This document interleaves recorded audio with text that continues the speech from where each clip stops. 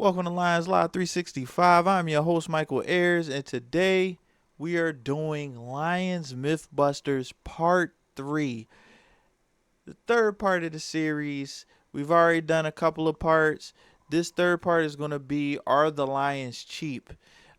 Since the news where people are starting to really have that news sinking as the Darius may not be coming back, Brad Holmes has definitely been under fire. But let's look at MythBuster history before we dive in, right? MythBuster Part 1, Brad Holmes is ignoring the pass rush. That is 100% false. If you want to argue with somebody, look at the video and just understand that you're wrong. MythBuster Part 2, Lions ignore injury history. That is actually true. A lot of the injured players we love, a lot of the injured players we hate, but the reality situation is the Lions are going to take a chance on an injured player. And then MythBuster Part 3, Are the Lions Cheap? That's where we are now. Let's talk about it, y'all. The dilemma. The dilemma. 2025 offseason is way too much going on. Half the team's coming off an injury. Frank Ragnow retires. We have a weird cap situation. We losing both our coordinators. And the whole time, Brad Holmes has to make the moves that work for the future and still keep us in Super Bowl contention, right? I really don't want his job. To me, it's entirely too difficult. And it's so much pressure because it's like, dude, I'm trying to do something that's never been done in this city. And people are tired of waiting. I may have been here for 5 years, but they ain't seen winning for 50. So he has to figure it out, right? Um, let's talk about the cap. The cap has been through a couple of different things because of Ragnar retiring and people signing and things like that. But essentially what they're trying to do for their long-term plans is take the money from this year, roll it over into next year, and have that savings kind of kill the massive amount of debt that we have next year. What that also allows is for us to do maybe a restructure or two and keep some guys that we like veterans. Because in 2026, one of the things I didn't realize until I looked at it, we don't have young people that need to be like signed in that year. So I think they're trying to save this for like Alex Anzalone and some of the vets they want to keep around. But last but not least, we got to address the elephant in the room. A big part of the reason why Z was cut was because they were up against the cap and they didn't want to spend that $11 million that he was going to count against the cap on him. Now, they wanted to get him back at a price that worked for them. What I have realized with Brad Holmes is if he values you at $6 million, that is what he's going to pay you. That this actually just recently happened at for Carlton Davis. They offered him a deal.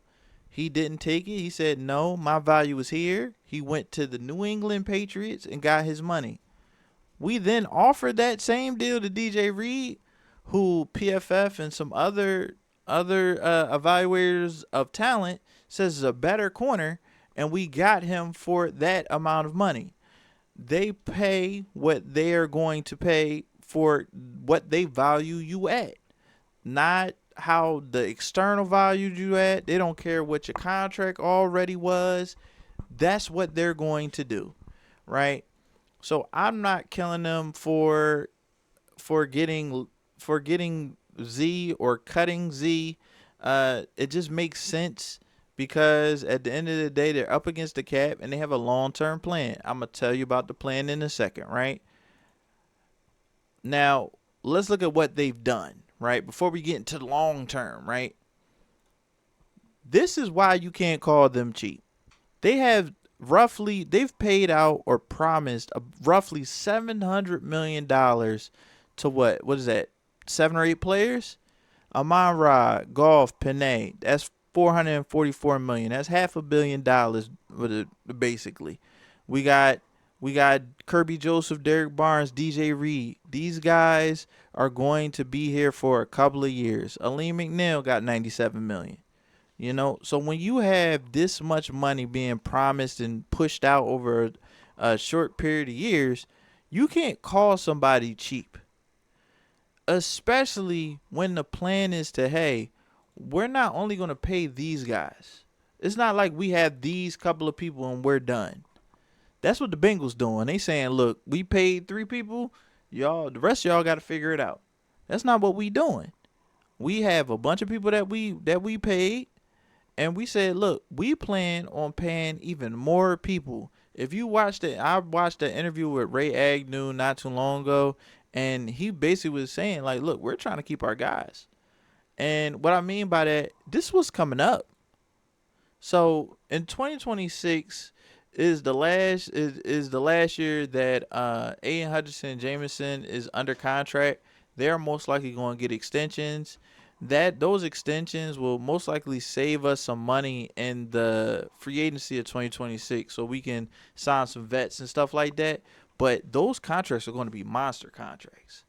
Aiden Hutchinson is going to get probably more than Micah got. So I'm thinking 190 million. Jameson, if Jameson Williams were to take the Terry McLaurin or DK Metcalf deal, that would, if he had a big season, that's what he would end up earning, right?